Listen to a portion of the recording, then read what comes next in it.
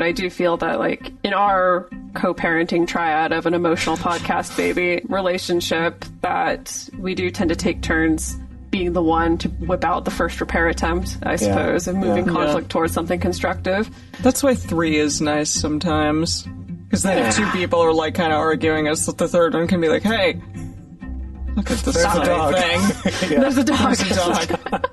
I have a cat. Here, look at it. Yeah. Welcome to the Multiamory podcast. I'm Jase. I'm Emily. And I'm Dedeker. We believe in looking to the future of relationships, not maintaining the status quo of the past. So whether you're monogamous, polyamorous, swinging, casually dating, or if you just do relationships differently, we see you, and we're here for you.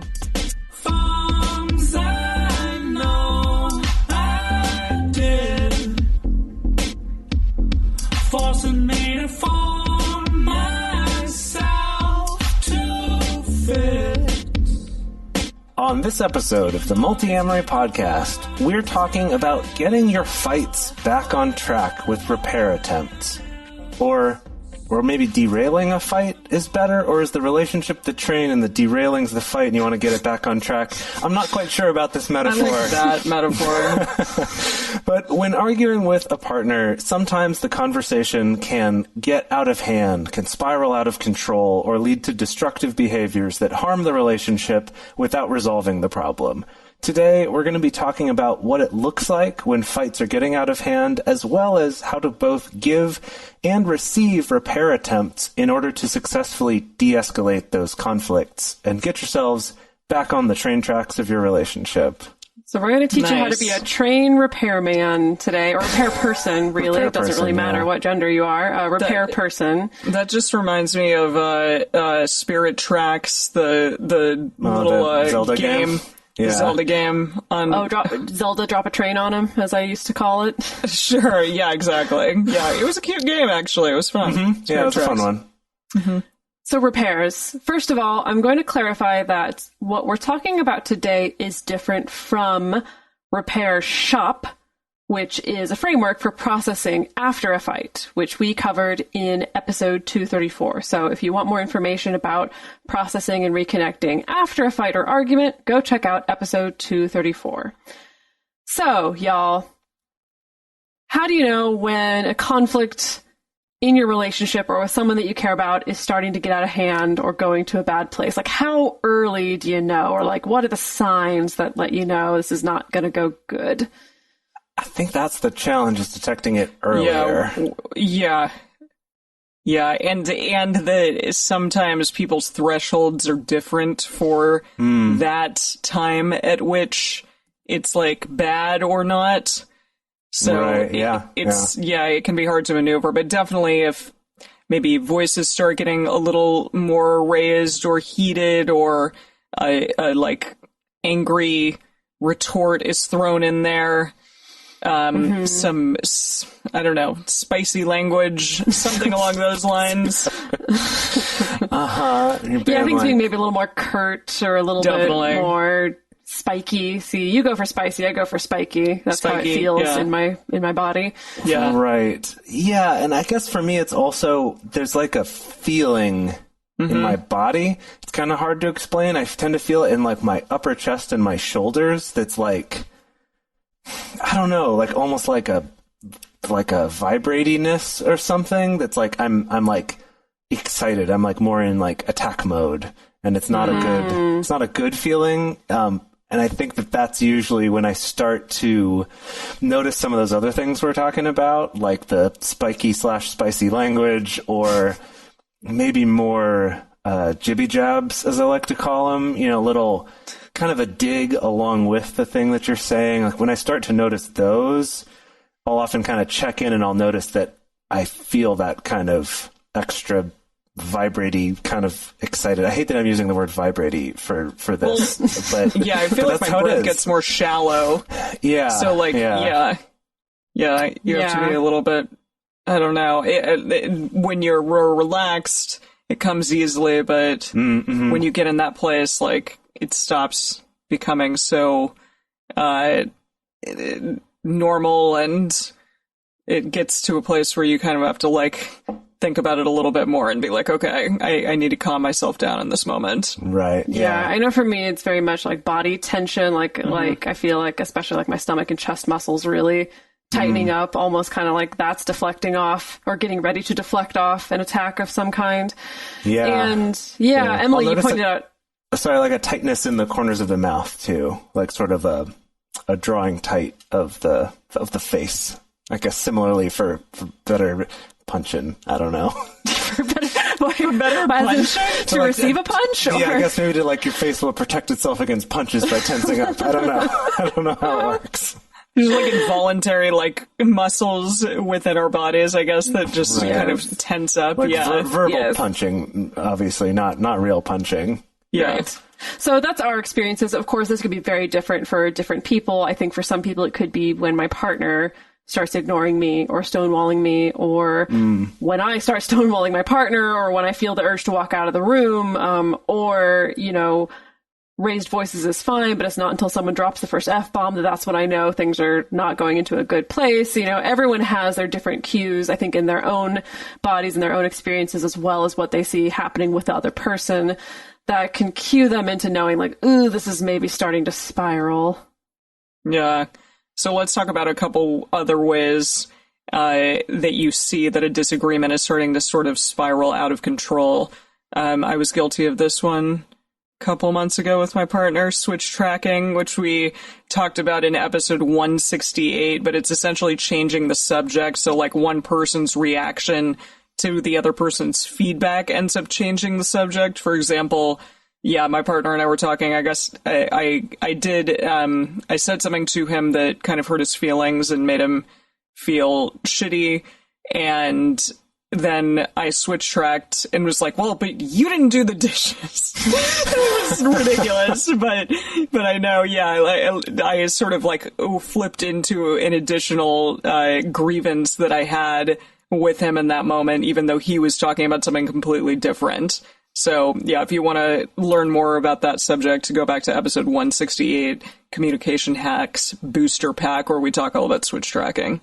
Yeah, I think it's kind of like, it's not usually just an abrupt change of topic, but I criticized you, and now the criticism is my return criticism is about how you criticized me, or something like that, where you end up talking about two different things, kind of having two different arguments at the same time. Next one is interrupting.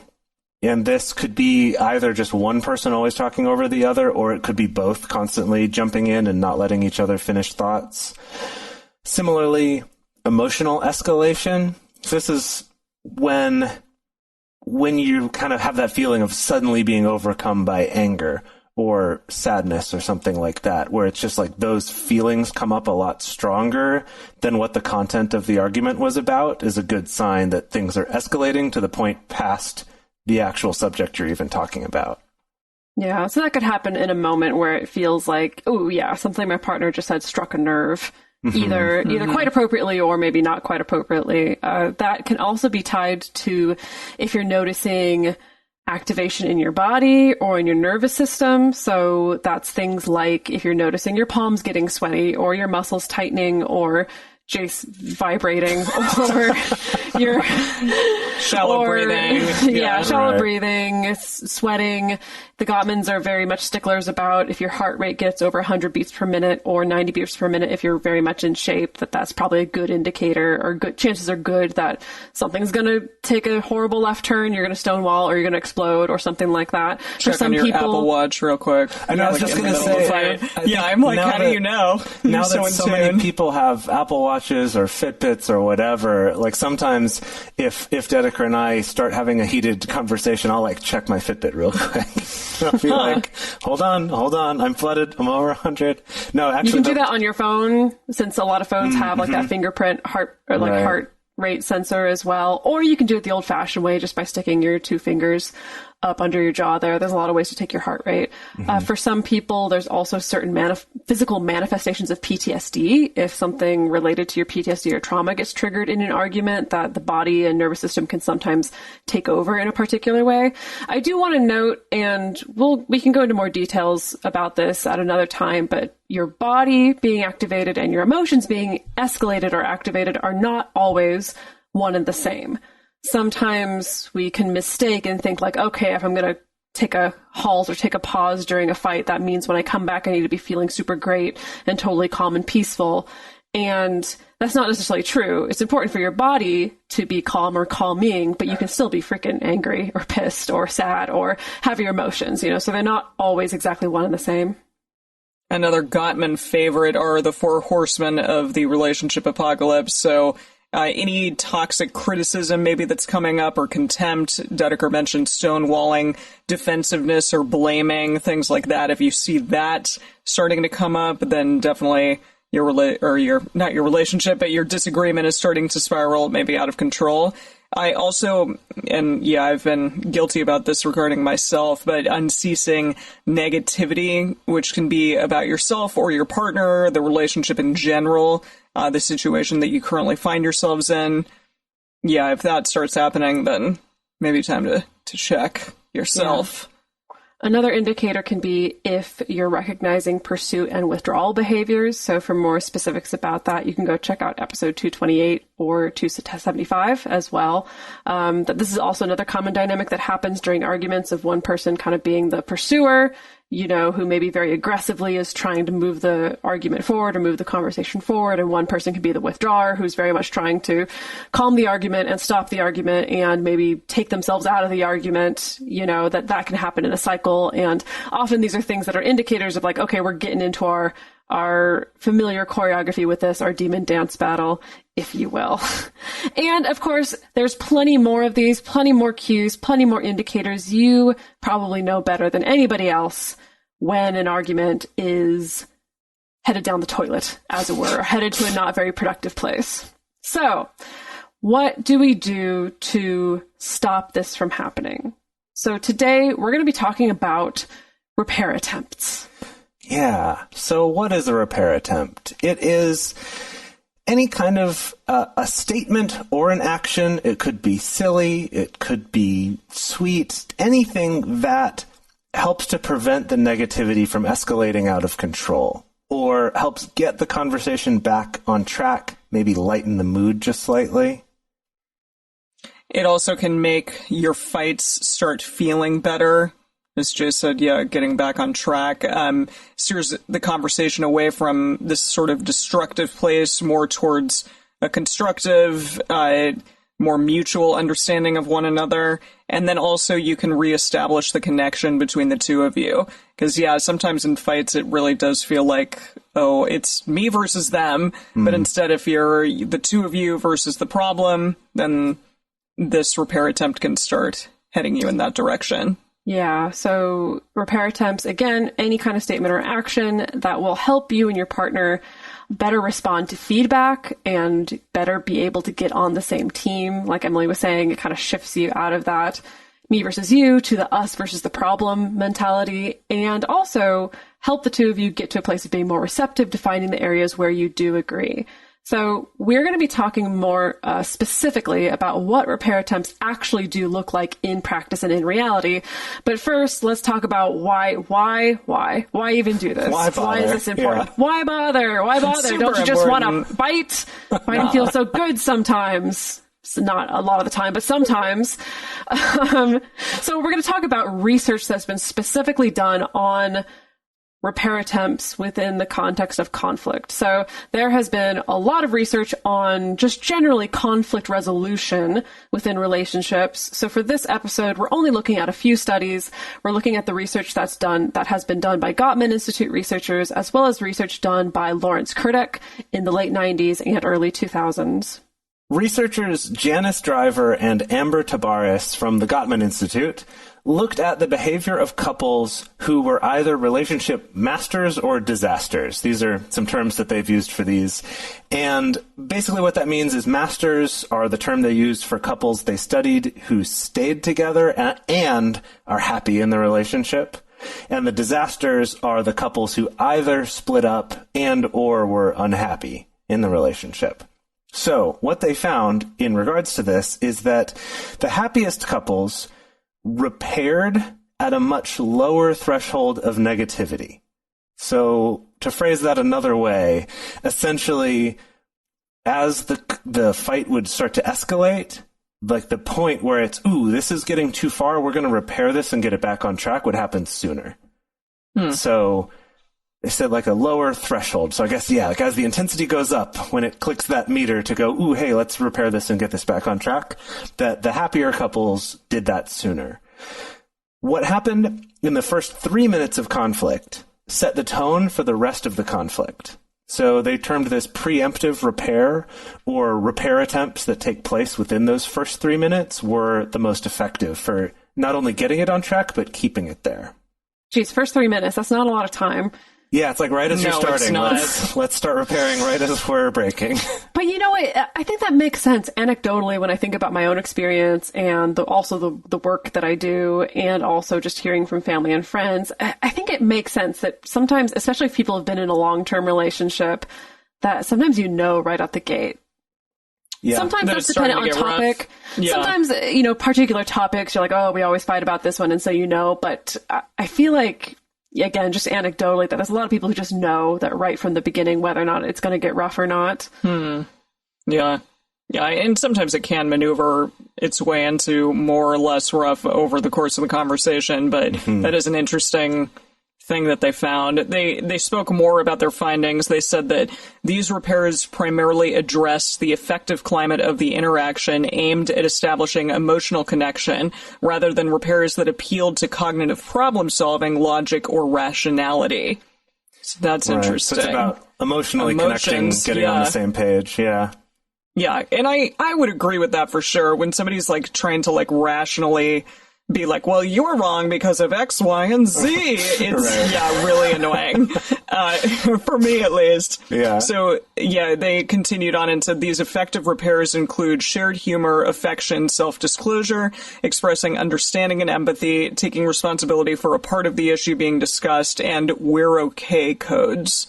I want to talk more about that at some point. We're okay codes. I like that idea a lot. Finally, they said some specific repairs were effective during the heat of the conflict, minutes 4 to 12. And some repairs, although very few repairs, were effective in the 11th hour, that is the last 3 minutes of the conflict. Wow. Yeah, that does seem pretty late in the game to start a repair. Yeah, so I guess we're learning that like the longer you wait to repair in some way with your partner, the less likely it is that it's going to be effective. Yeah. They also said that 96% of conflict that started negatively, so had sort of like a harsh startup or a criticism, like right out the gate, they never got turned around, which makes sense, I think. That's a lot. That is 96%. almost 100%. Yeah, exactly. Yeah. And that's something that we talked about a little while back in terms of how to bring up criticisms. I think we talked a little bit about the idea of the soft start.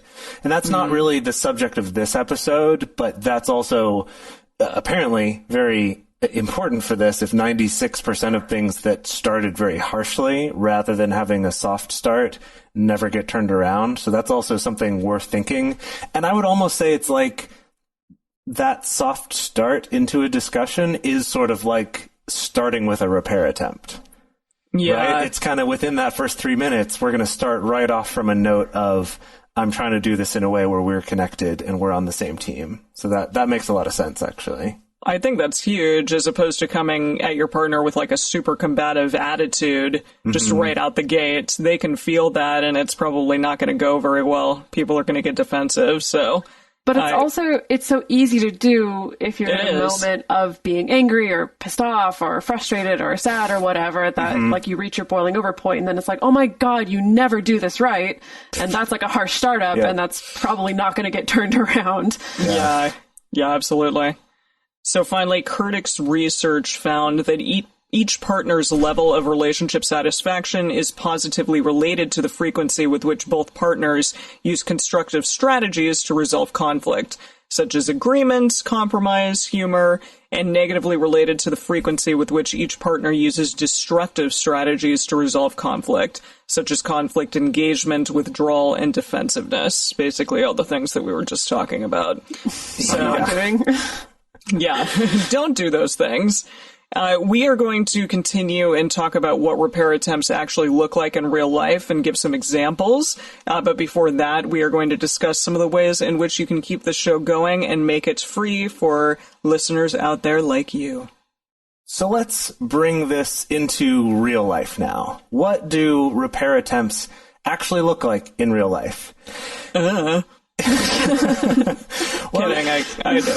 It is a little hard to nail down just one single answer of how this may look in your relationship conflicts because, as we said before, the definition is just any action or something that you say that moves you toward more constructive arguing or brings you back together. And that can really vary depending on your relationship, your humor styles, your personalities, what's genuine for you, all those things. However, this is something that's been categorized and studied in a lot of detail by the Gottmans, and something that we've talked about a lot ourselves. Dedeker and I actually just the other day had a fun time going through the list of repair attempt types and trying to identify which ones we thought we used the most, things like that. So, nice. For this episode, the three of us have compiled some rough categories and examples to get you thinking and maybe even inspired to try some of these out or identify which ones might feel the most organic and natural for you to try in your fights.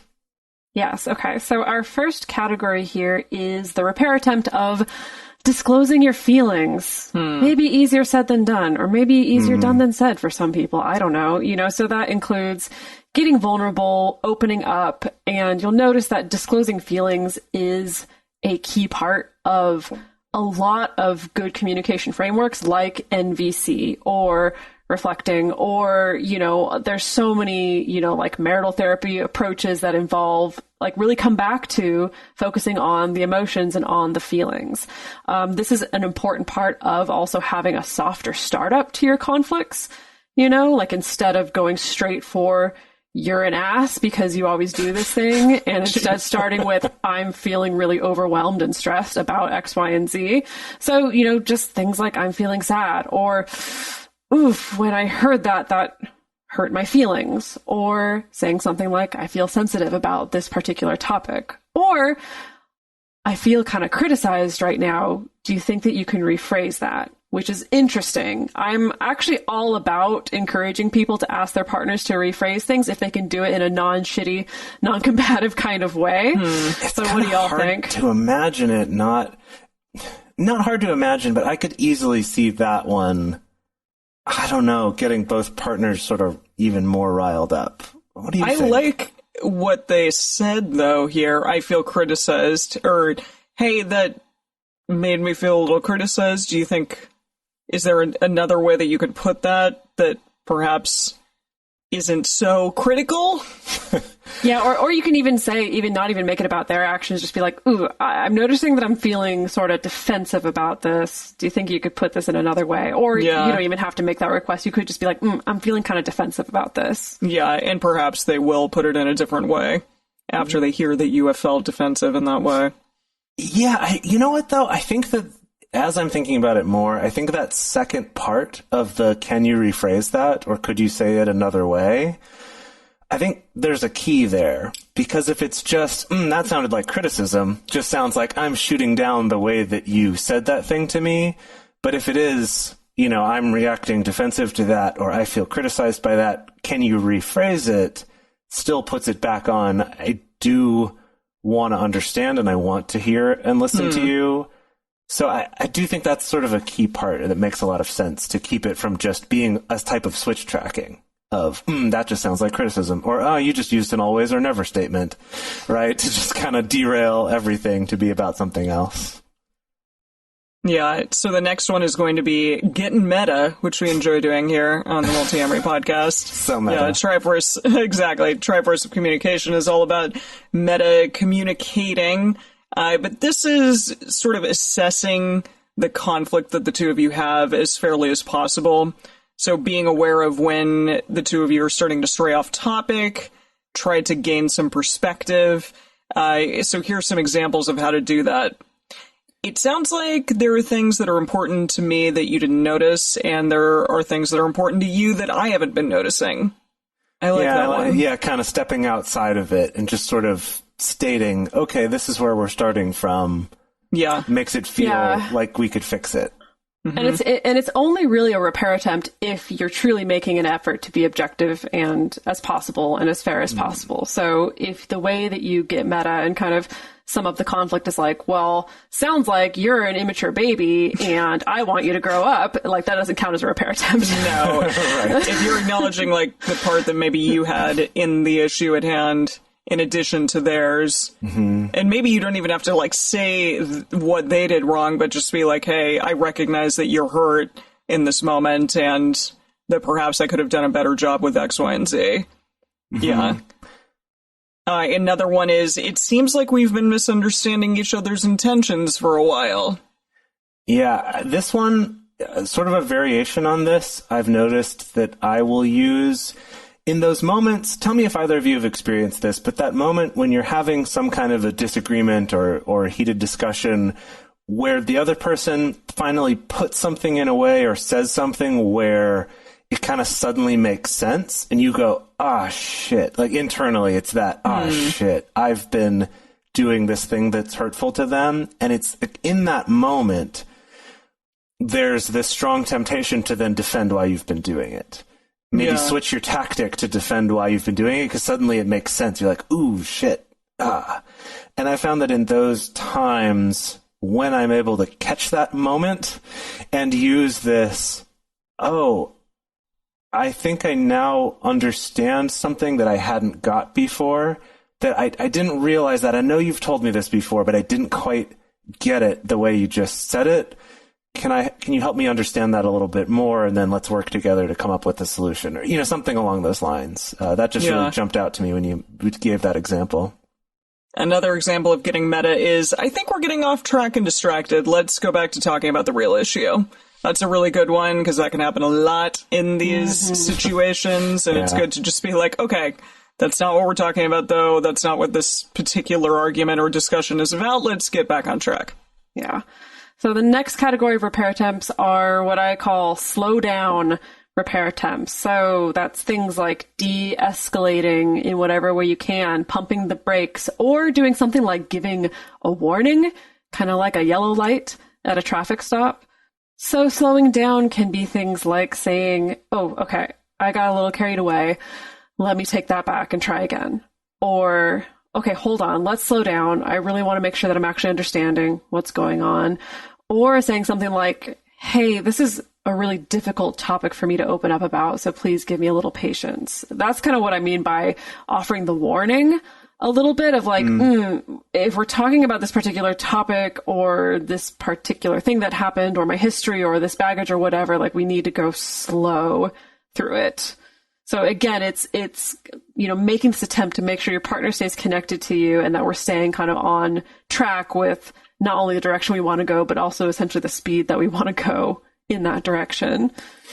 Right. And so then, aside from slowing down, which is what those are, it also might be appropriate to just stop for a little bit. So this is where halt or halts comes in, which is if you find that you're hungry or horny or angry or lonely or tired or drunk or doing drugs or anything like that that's going to interfere with your ability to have a good conversation about this, is take a pause, pull that ripcord, come back to this again later. So this could look something like, I need to pause this discussion. Give me 20 minutes to chill out, to cool off, whatever. Or I'm feeling flooded. You could even look at your Fitbit and be like, I'm feeling flooded. Give me a little bit for that to come back down. I'm at 101 heart rate. Give me a second. Oh my gosh, I'm at 97 right now. Jase. Well, you were in the middle of a show. Like, that makes sense. Yeah. Adrenaline. Yeah, seriously. Or can we please stop talking about this for now? I need some time to think. I think with this category, to be careful of not, figure it out and walk out of the room as a way to stop the conversation, that there's an element of, hey, I really need this. Like, there's an element of vulnerability to this, or I really need this, or can we please could we pause for a bit and come back? I think that's a key distinction there between just another form of stonewalling. Yeah. The next one is finding agreement. So moving towards compromise, giving your partner the benefit of the doubt, accepting influence, things like that. Saying something like, I never thought about it that way. Or, you know what, that's a good point. Or I agree with part of what you're saying. Or even just let's make a mutual effort to check in with each other about this. I like that one a lot because it's sort of, it's not just about that particular conversation that you're having, but maybe something else comes up again that you're like, okay, this was triggering in the past for my partner. Let's have a discussion about it in the moment and be like, hey, how are you feeling right now about what I just said or what just happened? That's a nice way of, trying to agree and trying to understand how they're feeling in that moment and beyond. Yeah. And again, the sooner that you can move towards just kind of like validating your partner's point of view, you know, like saying things like, oh, okay, yeah, that is a good point. You know, I haven't really thought about it that way. You know, even if you don't agree with absolutely everything, even if you don't agree with absolutely every single part of how they saw it, that the faster that you can move there, the faster the two of you are going to be able to get towards actually being able to compromise and agree and find something that works for the both of you moving forward. Yeah. And in that vein is the next category, which is appreciation and affection. So this is words of encouragement to your partner, offering affection, using their love languages, building up the connection. This is also one that can be done non-verbally as well. I mean, all of these have sort of non-verbal versions of them, which we're not talking about as much, but this could be something like, you know, reaching out to hold their hand or something to just give that moment for you to connect with each other. But some examples of how you would say this would be something like giving an appreciation. You have been a lot better about X, Y, or Z lately. Taking out the trash, doing the dishes. Right. Like, I know you've been a lot better about this. It kind of helps give them, it's not just, well, I'm trying and it's not doing any good, you know? Or I appreciate you listening to me even when I got really upset. Or it can just be understanding, like we've both been really stressed about this issue lately, or just straight up affection, kind of like the hand holding could be, you know, can you hold me for a moment? Could we just reconnect? You could even be very meta about it. Can we just hug for a moment and just kind of reconnect with each other? Yeah, I know that's one you've definitely used on me in the past, Jase. Oh, really? I think sometimes. Yeah, you're good at that. Maybe not recently. But yeah, no, I definitely have memories of when you've noticed that a conflict is starting to maybe spiral or go into a negative place, that you've been the one to sometimes be like, okay, hold on, pause. Like, can we just hug each other for a second and then keep talking about this? Yeah. It's because it is you. It is, yeah. It's very you, and I appreciate it. And speaking of, the next repair attempt comes under the category of kind humor. So again, this is one that you have to be careful with, but, you know, so this is things like whipping out an in-joke or silliness that's used at the appropriate time. And remember that for humor within the context of conflict to be something that is repairing and moving the two of you toward connection and toward constructive arguing, it needs to be both kind and potentially reciprocal as well. As in, it's not me laughing at you or me poking fun at you. It's we're both laughing at this or giggling at this in some way, you know. There has to be no contempt or no malicious intent behind it as well. This is also one that Jase uses on me all the time. Fortunately, we have like 7 years of in-jokes to be able to whip out that actually does help dissolve the tension, you know. I know that myself included, and a lot of people end up feeling very, very resistant to humor within conflict because they feel like, oh, you're laughing at my problems, or you're just trying to use humor to get us out of the conversation, you know, and trying to ignore it. So that's why it's also very important just to be very mindful and intentional with the humor, you know, that like well-placed silliness and playfulness and humor can really go a long way in helping to break the tension while at the same time not trying to just scrub away the conversation. You're not just trying to crack a joke to get the two of you to stop talking about it. So, I mean, Reese, gosh, this is a new one that Jase has been whipping out on me is... Yeah, because Jase and I were actually literally reading the Gottman Institute textbook about the way that they have codified repair attempts in their research studies, which is just fascinating and like way too detailed. And one of the examples, what was it? It was like someone was saying like, "Oh, you've gone sour. What's going on?" or something like that. It was something like that. And it wasn't in the humor category. This was in a different category of just observing or connecting. No, and Jase was like, funny. well, no, Jase was like, "I'm going to use that one on you," and I'm like, "No, you're not, because I know that if you try to tell me that I'm sour, it's going to make me more sour." But then now that he's been whipping it out, now it's funny, of course. So That's good. I always kind of put on my academic face too, and I'm like, you've gone a bit sour. What happened just there?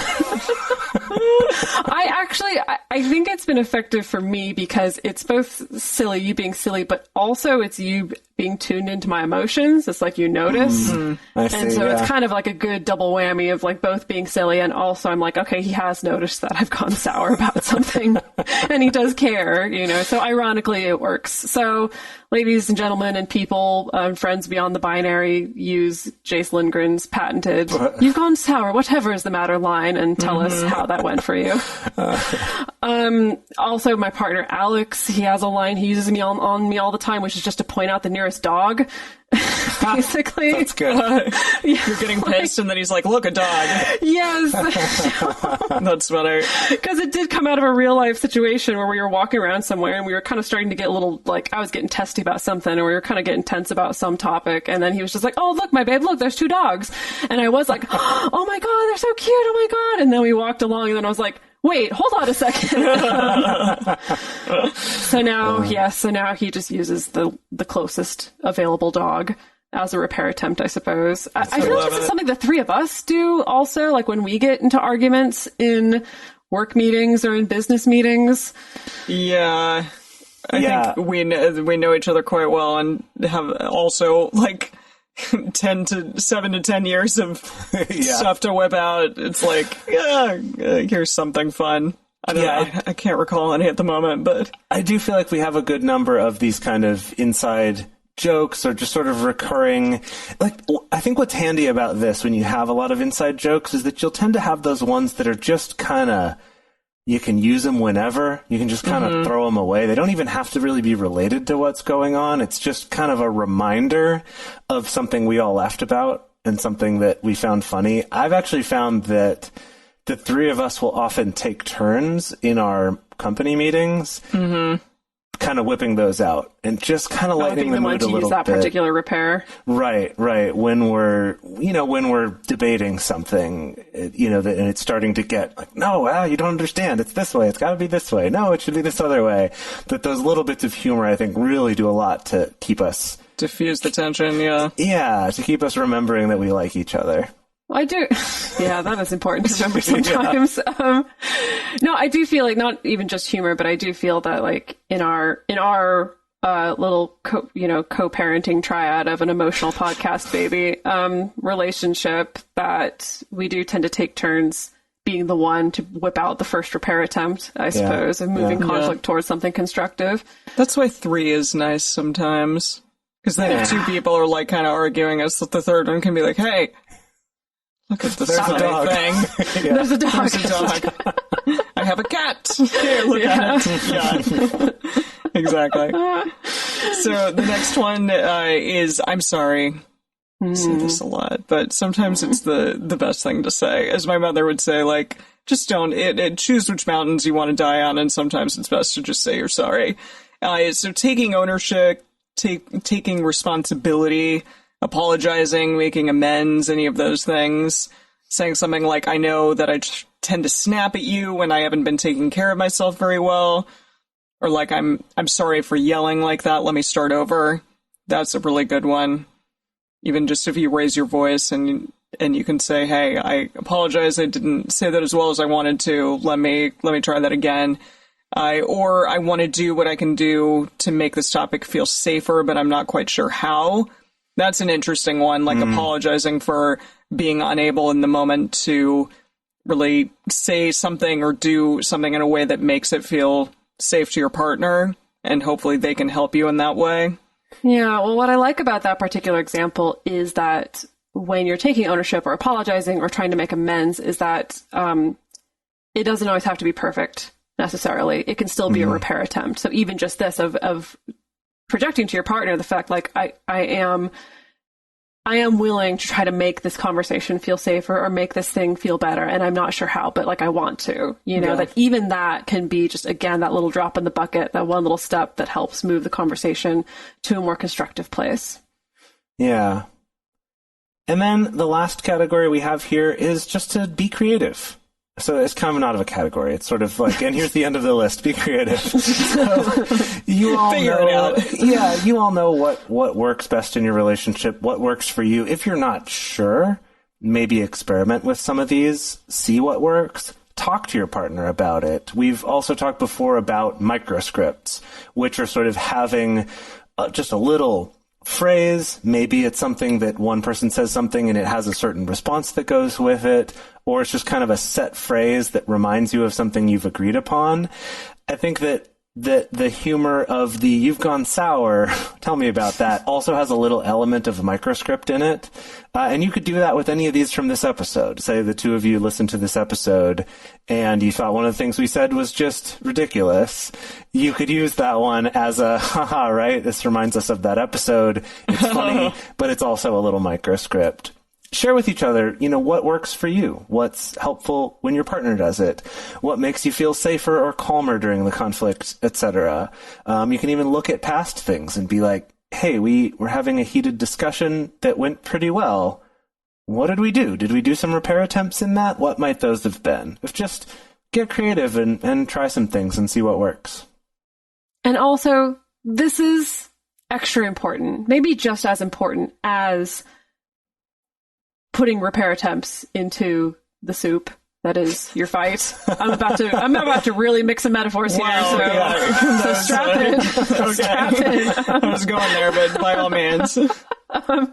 Don't forget that you have to also accept that repair attempt in some way. Like, you have to catch that ball. I do literally think about it that way sometimes, that like when a partner gets vulnerable enough to be like, okay, I'm going to try to repair this in some way by either saying I'm sorry, or by dropping in a little bit of humor, or asking, ooh, can we slow down? Things like that. That it's really, really important that you catch that ball that they've thrown at you, because it's totally possible for your partner to make a repair attempt and you can either totally miss it, or you can not miss it but ignore it, or you can flat out reject it and ultimately cause more damage. It really does take both parties, and your partner can make a good repair attempt, but if it's not caught by you, if it's not accepted, then it's basically useless. It's not really moving you toward a constructive place. Mm-hmm. Yeah, that this isn't, repair attempts are not just a one-sided thing. It's not something that you can just do on your own. It is something that the both of you have to be involved with, whether you're doing it consciously or not. This is just, that's how it works.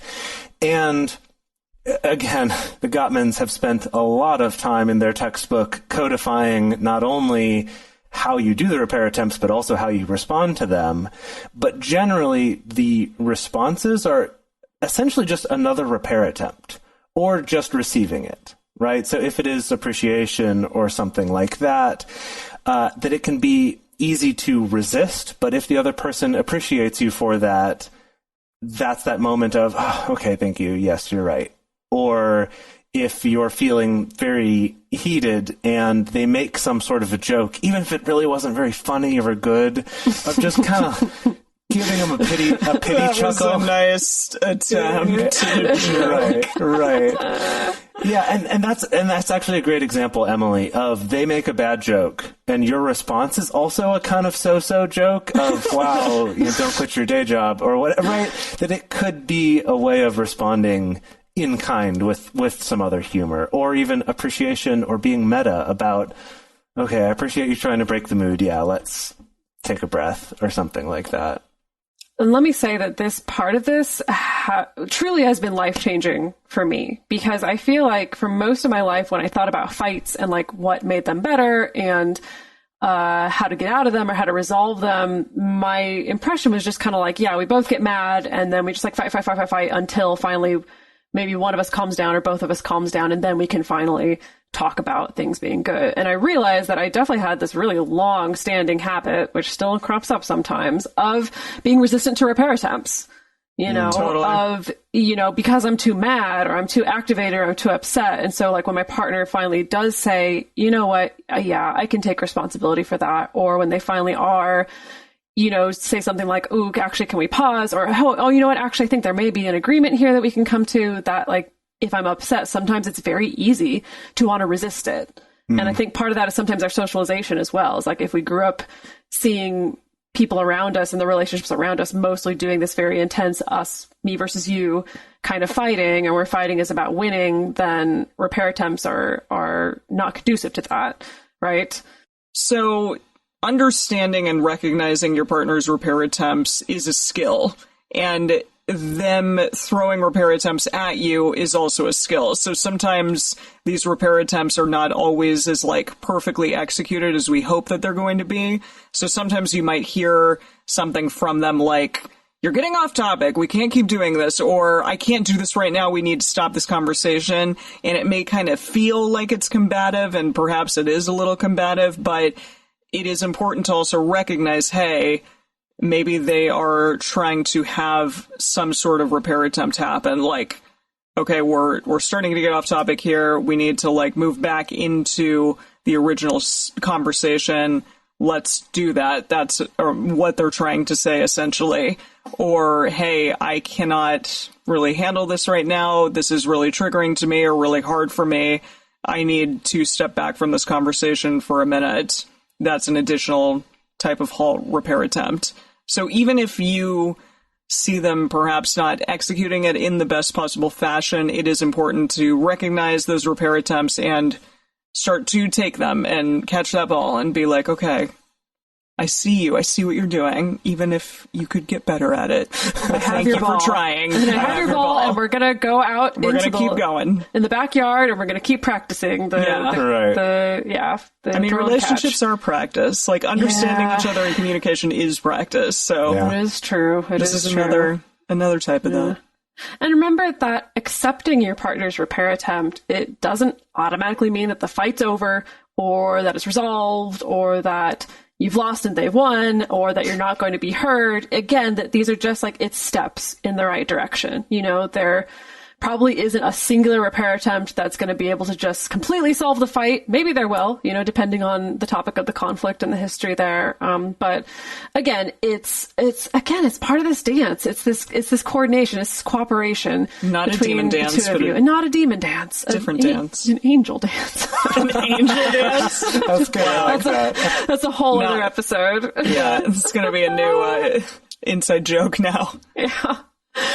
Okay, y'all. So some ways, some things that you can do now to start applying this to your life when you're not in a moment of conflict with your partner or with this other person. You can take some time to write down some specific repair attempt strategies that you feel comfortable trying. Think about who you are when you're in conflict and when you're upset. And it's like, well, I don't know if I could crack a joke right then, but I could be vulnerable and disclose my feelings, or I could ask for things to slow down when I notice it's kind of spiraling. So, it's like you can kind of sit down and get kind of analytical with yourself if you want to, and start writing out specific strategies that you feel comfortable with. Yeah, and listen to this episode.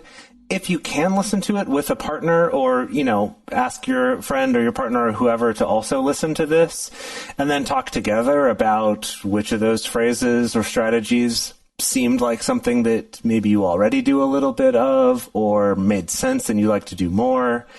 Or, as we talked about with the Gottman's getting sour line, if one of ours you think is ridiculous, that could become a joke one of yours, right? There's lots of options here. Or you could just say no to it. You could just be like, I know that if you trot that out in a conflict, I'm going to go up the wall, so please don't say that. Don't do that one, yeah. And then, as Emily was emphasizing that this is practice on both sides, is that also some of it might feel weird at first until you make it your own, and it's just going to become more natural as you try to do it and start using your own words and figure out how it feels real and genuine for you.